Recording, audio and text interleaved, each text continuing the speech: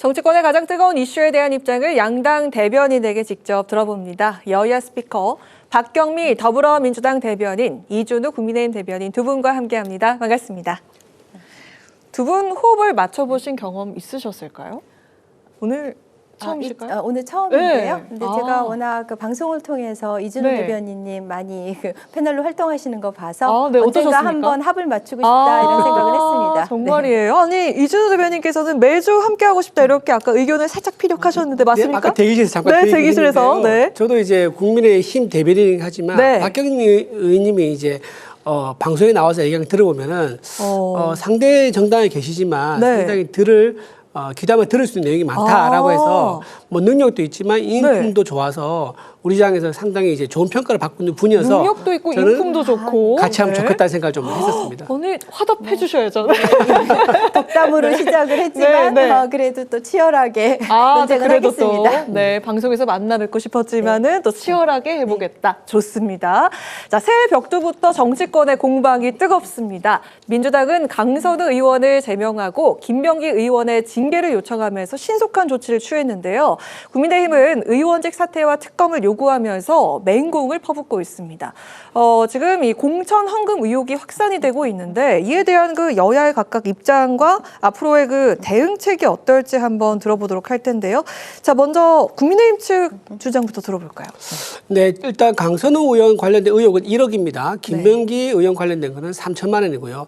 지금 이제 지방선거가 이제 한 5개월? 사실상 5개월밖에 남지 않은 상황인데 이렇게 공천 헌금이라는 이름으로 거액의 돈이 오고 간 거에 대해서 얘기가 나오는 것에 대해서 어쨌든 민주당에서 굉장히 좋지 않은 상황일 거라는 생각은 듭니다. 그러면서 시연의 시세, 그러니까 공천 헌금의 시세가 1억이냐라고 하도 놀라우는 국민들도 상당히 많을 것 같아요. 네. 제가 좀 미리 말씀을 드리면 사실상 이거는 거의 40년 전 이야기다.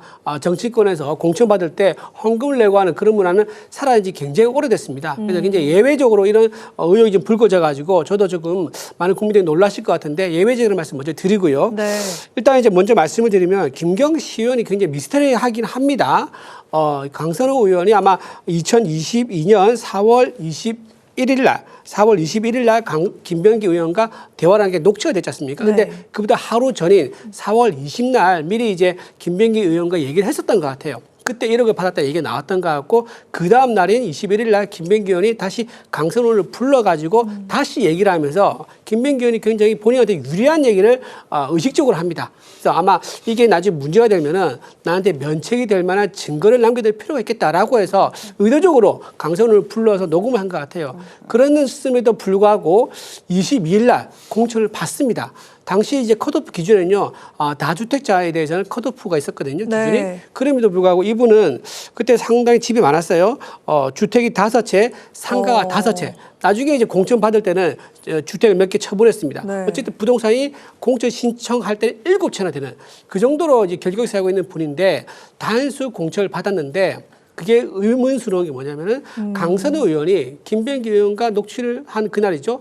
그날 얘기를 하고 그 다음날 그 공간이 이제 회의장에 들어가지고 강선우 의원이 또다시 김경시 의원 말고는 대안이 없다면서 시의원 단수 공천을 주장했다는 거예요. 네. 그런데 중요한 포인트가 뭐냐면 그 자리에 김병기 원내대표가 당시는 공간이 간사였는데 없었다는 거예요. 그래서 아마 김병기 간사가 자리를 비워주고 강선우 의원이 강하게 이제 공천 달라고 드라이브하는 거 이거를 서로 좀 말을 맞춰가지고 그렇게 짜고 한 명은 불참하고 한 명은 이제 김경시 의원을 공천을 밀어붙였던 그런 사정이 있어 보인다. 따라서 1억이라는 돈이 강선우 의원 혼자만 받았겠느냐?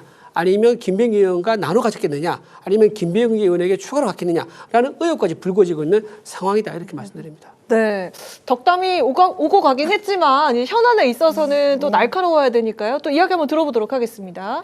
네, 더불어민주당은 어제 긴급 최고위를 열어서 전격적으로 제명을 했는데요. 사실 전에 먼저 탈당을 했기 때문에 당원이 아닌 사람에 대해서도 제명을 하나 이러실 수 있는데 저희 당환당규에 따라서 사후 제명도 가능합니다. 근데 제명을 하게 되면 5년간 복당이 불가하고 향후 공직선거에 나갈 때 굉장히 엄격한 기준이 적용되거든요. 그리고 제명을 하게 되면은 그만큼 이제 정치적으로 엄단했다는 의지를 표명한 것이 되겠죠. 네, 이 강선우 의원이 의혹이 불거진 후에 페이스북에다가 이렇게 남겼어요. 공천을 약속하고 돈을 받은 적은 없다. 그리고 그 공천에 대한 논의가 이루어질 때 강서구에 대해서 그때 본인은 약간 재척 사유처럼 해서 그 발언권이 제한되어 있었다라고 했는데 이준우 대변인께서 말씀하신 것처럼 그렇게 서울시 공천관리위원회에서 적극 옹호하는 발언을 했었던 것으로 드러났죠. 네. 이렇게 진실을 말하지 않은 것이 그러니까 페이스북에다가 거짓 해명을 한 것이 저희가 전격 제명을 하게 된 한 네, 네. 요인도 됐습니다. 그리고 김병기 전 원내대표의 경우에도 중앙당 윤리심판원에 징계 심판을 요청을 했거든요. 그래서 민주당에서는 이 사안을 정말 엄중하게 보고 신속하게 조사하고 징계하는 그런 조치를 취하고 있습니다. 네, 관련해서 김병기 이제 전 원내대표에 대해서 짧게만 네, 네. 말씀드리면은 3천만 원 받다 그랬잖아요. 그러니까 전 구의원한테 한 명은 이제 2천만 원을 받았는데 돌려줬었고 또 한 명한테는 1,000만 원을 받았는데 돌려줬다고 합니다. 근데 그 과정을 보면요, 이게 좀 충격적입니다. 이 두 분들이 탄원서를 썼는데 그때 탄원서 시작 문장이 이렇습니다. 이재명 대표님께로 시작을 합니다. 그러면서 당시 상황을 묘사를 하는데 설 때 줬을 때는 설 선물하고 500만 원을 줬다 그래요. 그때 김병기 의원의 부인이 설 명절 치고는 현금이 너무 많고 공천 헌금 치고는 적다라고 하면서 돌려보냈다 그래요. 네. 그러고 나서 나중에 3월 달에 총선 앞두고 1,000만 원을 또 줬다 그러는데 그때는 더 필요하다면서 다시 돌려보냈다는 겁니다. 그렇게 해서 안 받았다라고 얘기를 하고 있고요. 또 다른 분은 설명절 때 집에서 직접 찾아가서 5만 원권으로 2천만 원을 직접 줬다고 합니다. 근데 나중에 6월 달에 다시 다른 구의원을 통해 가지고 돌려줬다라고 얘기가 나오고 있는 상황이기 때문에 이거는 김병기 의원과 김병기 의원의 부인도 모두 연결되어 있는 상황이다. 하지만 그때 당시에 경찰에서 수사를 안 했다는 의도도 추가로 나오고 있는 상황이거든요. 왜 경찰에서 수사를 안 했을까? 탄원서가 상당히 육하 원칙에 따라서 구체적이었으면 범죄 혐의가 있으면 의혹이 있으면 해야 되는데 왜 안 했을까? 이런 의혹으로 확산되고 있고 또 김병기 의원의 부인이 구의원, 부의장한테 법인카드 쓴 게도 나왔는데 그거는 집에서 50m 거리도 안 되는 중국집에서 쓴 내역까지 나왔단 말이에요. 그래서 사실상 김병기 의원의 부인이 구의 부의장의 카드까지도 상당한 금을 쓴 게 아니냐라는 얘기가 나오고 있어서 공금 유혹 의혹까지도 있는 그런 상황이라서 좀 심각한 상황 같습니다. 네, 알겠습니다. 자, 이 첫 번째 이슈에 이어서 두 번째 이슈도 공수가 명확한 주제입니다. 이해운 후보자 인사청문회 역시 도덕성 논란이 핵심이 될 것 같은데요.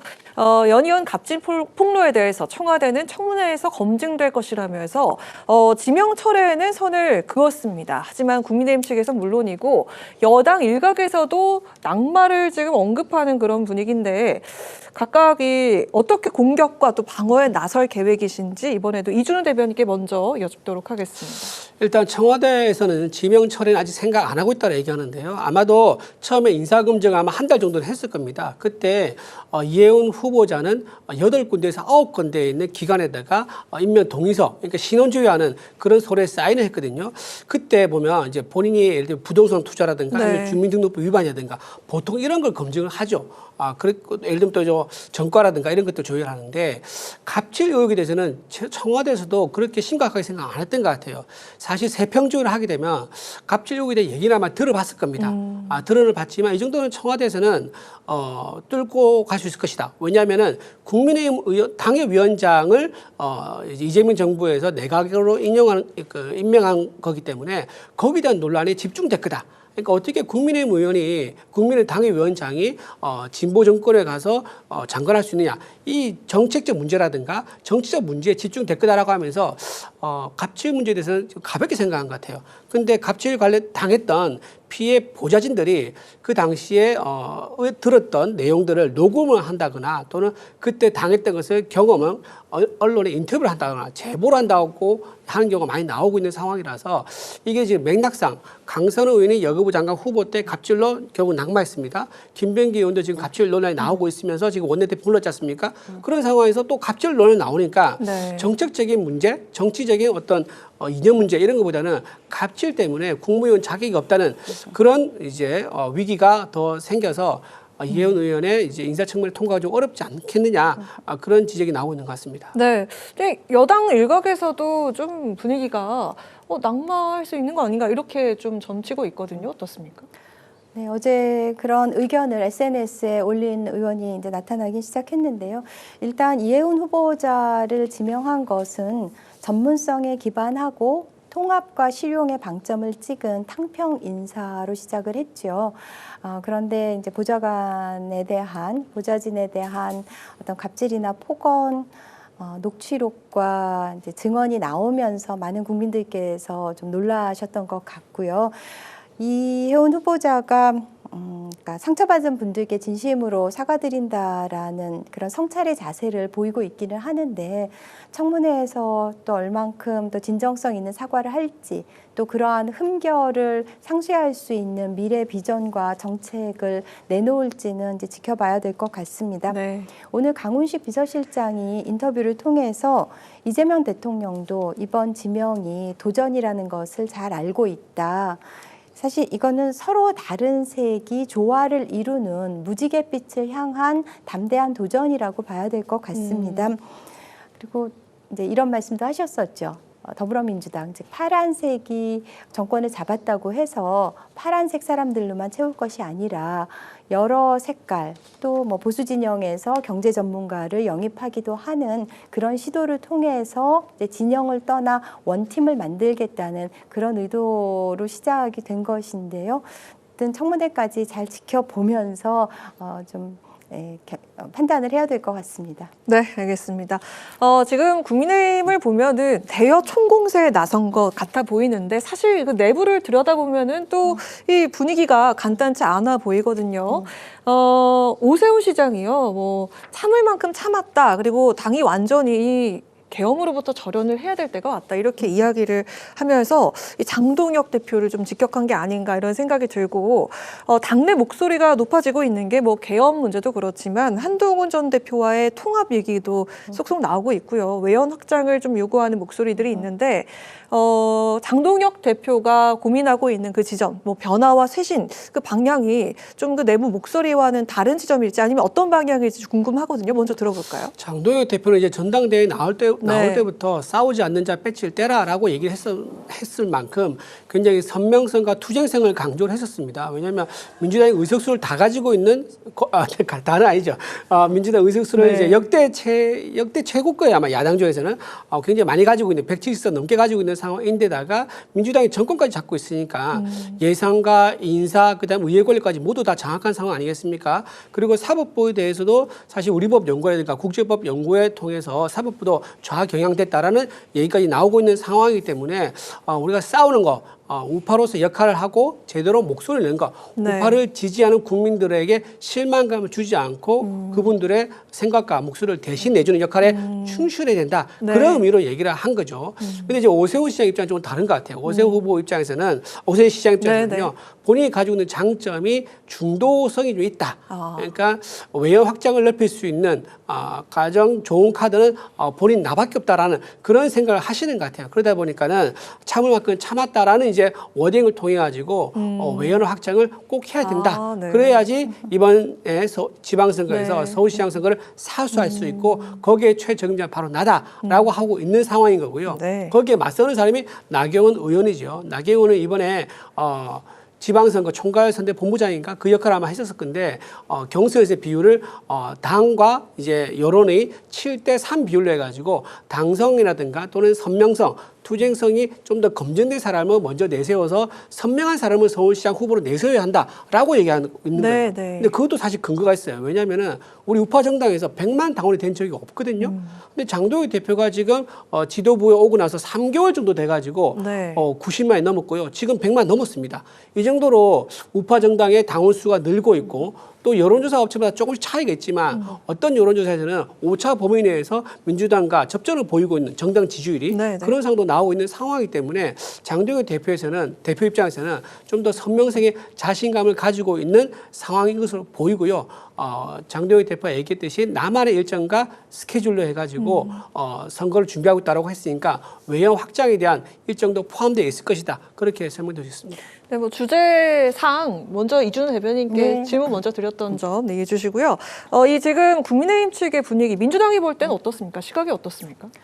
네, 장동혁 대표가 어제 현충원 방명록에 이렇게 쓰셨어요. 민유방본 정제양민. 그러니까 민유방본이라 하면 백성은 나라의 근본이라는 것인데 지금까지 행보를 보면 민유양본이 아니라 윤유양본이 아닌가. 윤석열이 여전히 나라의 근본이라고 생각하는 게 아닌가라는 의심을 품을 만한 그런 행동을 해오셨잖아요. 그 오세훈 시장이 또 벼랑 끝에 서 있다. 그리고 박형준 시장은 강성 지지층만으로는 선거를 못 이긴다. 네. 이런 얘기들을 했는데 그게 단순한 엄살이 아니죠. 그러니까 여론조사에 따르면은 서울과 부산과 같이 국민의힘의 전략적 요축지인 곳에서 중도층이 마음이 떠났어요. 많이 외면을 하고 있거든요. 네. 그래서 저는 그 대한민국의 정치 생태계를 함께 건강하게 만들어 가야 된다라는 그런 입장에서 좀 충원을 드리자면 좀 반지성적인 발언을 쏟는 그런 인사들, 뭐 계몽령이나 부정선거 음모론이나 이런 분들은 좀 더 절연을 하셔야 되지 않은가 싶고요. 아까 나경원 의원 말씀을 하셨는데 오늘 어느 유튜브엔가 나오셔서 오세훈 시장을 이기고 서울시장 후보가 되고 싶다라는 또 그런 강한 네. 열망을 표출을 하시던데요. 지금 이제 7대3이 되니까 강성 지지층에 소구하기 위한 그런 발언을 많이 하셨고 되돌아보면 작년에 막 드럼통도 들어가시고 어쨌든 별짓을 다 하셨던 것 같아요. 그 강성 지지층들의 마음에 들기 위해서. 그래서 어떤 분이 후보가 될지 귀추가 주목됩니다. 네, 알겠습니다. 네, 뭐 추가로. 당에서 네. 이제 강성 지지층만으로는 다 당이 정당 이 당원들이 구성되지는 않죠. 그러니까 당원들 속에서도 강성이 있고 이제 일반 당원이 있고 좀 이제 유연한 당원이 있고 이거는 국민의힘도 마찬가지고 민주당도 마찬가지일 거예요. 민주당에도 전부 다 뭐 속된 말로 개딸만으로 꽉 채워지지는 않을 겁니다. 거기서도 유연한 이제 일반 당원들도 있을 거다는 생각이 드는데 그 중에서 이제 방금 말씀하신 것이 좀 보충 설명 드리면은 국민의힘은 마치 강성 당원만 바라보고 이제 선거를 치를 거다라고 하는 것은 조금 이제 이의를 제기하고 싶은 게 네. 그럴 수가 없죠. 사실은 강성 네. 당원 수는 당연히 상식적으로 생각해도 수가 적지 않겠습니까? 일반 당원과 좀 유연한 당원 수가 좀 보태져야지 많은 사람들이 좀 당원에서 당원들의 계신 분 중에서 많은 사람 투표자로 와야지 우리가 이제 승리할 수 있는 거기 때문에 강성 당원들만 바라보고 우리가 투표로 한다든가 선거운동 하는 건 아니다라는 말씀드립니다. 그 연말에 이어서 연초에 또 그 여야의 최대 쟁점은 통일교 특검이 되지 않을까 싶은데 민주당 측에서는 이 통일교 특검에 신천지에 대한 내용을 꼭 추가해야 한다 이렇게 주장을 하고 있는데 야당 측에서도 또 가만히 있지는 않을 것 같거든요. 뭐 이준석 대표나 장동혁 대표가 연대를 할 가능성이 이 부분에 있어서는 상당히 높아 보이는데요. 어떻게 좀 대응할 수 있을까요? 네, 우리 헌법은 정치와 종교의 분리를 이야기하고 있죠. 그걸 원칙으로 삼고 있는 정교 분리인데요. 통일교와 신천지는 정교 유착이라는 측면에서 판박이입니다. 어떻게 보면은 뭐 데칼코마니라고 할 수가 있는데요. 그리고 홍준표 전 대구시장도 2021년 국민의힘 대선 경선 때 신천지가 개입했다라는 그런 발언을 하신 바가 있습니다. 그러니까 정교 유착을 본질로 하는 특검에서는 통일교와 신천지가 같이 포함되는 게 너무나 지당하죠. 그런데 국민의힘에서는 그거를 적극 지금 반대하고 있는 입장인데 그래서 그 장동혁, 이준석 이 두 분께서 장동석이라고 하더라고요. 두 분이 이 특검을 고리로 해서 그 단식을 하겠다는 그런 얘기도 나오는 것 같은데 지금 민생 경제가 도탄에 빠져 있는 이 상황 속에서 그 특검을 가지고 단식을 한다는 것을 국민들께서 어떻게 바라보실지 네. 생각을 하셔야 될 것 같습니다. 네, 이준우 대변인. 예, 그 종교 분리 헌법에 보장하고 있는 그 부분 굉장히 중요하죠. 맞습니다. 종교가 정치에 개입해서 조직적으로 활동한다 그러면 이건 심각한 문제가 될 수 있습니다. 과거에 유럽의 고대 왕정 사회에서나 있을 법한 일인데 지금 근대 헌법이 이루어지고 나서 100년이 지난 상황에서 다시 과거로 돌아갈 수 없는 거 아니겠습니까? 자, 그렇다 그러면 똑같이 공정하게 해야죠. 과거에 2022년입니다. 한 3년 전입니다. 11월 21일 날 남욱 변호사가 서울중앙지법에서 재판을 받습니다. 네. 그때 했던 본인 진술이 있습니다. 그때 증언이 뭐라고 했냐면 이재명 성남시장이 성남시장에게 재선 선거 자금을 댄 사실이 있다라고 남욱 변호사 그때 진술을 합니다. 증언을 했습니다. 공판장에서. 그러면서 뭐라고 띄어서 얘기하냐면 김만배로부터 1억 8천만 원 중 일부를 대순진리회에 지급했다라고 합니다. 그러니까 김만배로부터 돈을 1억 8천만 원 받았고 그중에 일부를 대순진리회에 줬다고 얘기해요. 자, 이게 굉장히 중요한 의미가 있는 게 김만배가 그 이어서 나중에 뭐라고 얘기하냐면 유동규 씨에게 이렇게 얘기를 했답니다.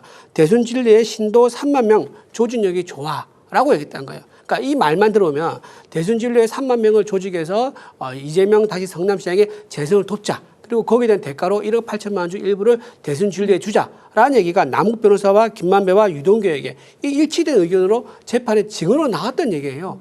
그럼 이거보다 더 강한 증거가 어디 있습니까? 이것도 포함시켜야죠. 근데 대순진리회 관련해서는 의혹에 관련해서는 그걸 빼고 신천지만 넣자고 하니까 우리는 이거는 불공정하다고 얘기를 한 겁니다.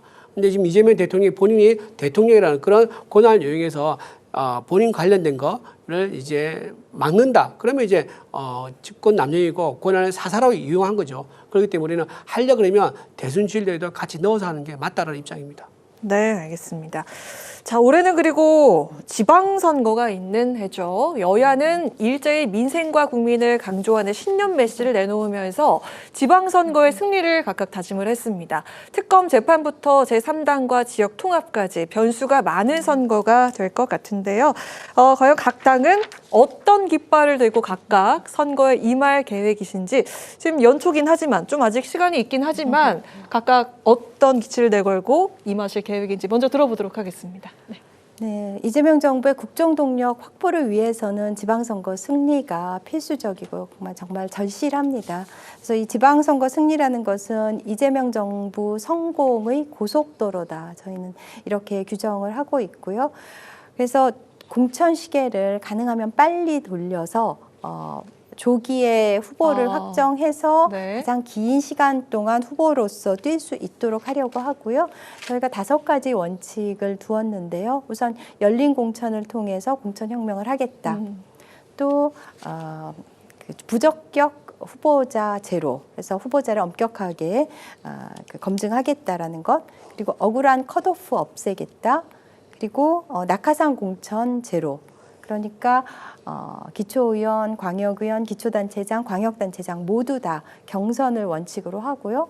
그리고 그럼에도 불구하고 생길 수 있는 그런 억울함에 대해서 공천 신문고 제도를 운영을 하려고 합니다. 그래서 최대한 능력 있는 후보들을 빨리 뛸 수 있도록 해주겠다는 게 저희의 원칙입니다. 능력 있는 후보가 빨리 뛸 수 있도록 하겠다. 네, 알겠습니다. 능력 있는 후보가 빨리 뛰는 것도 중요하죠. 하지만 이제 집권당은요.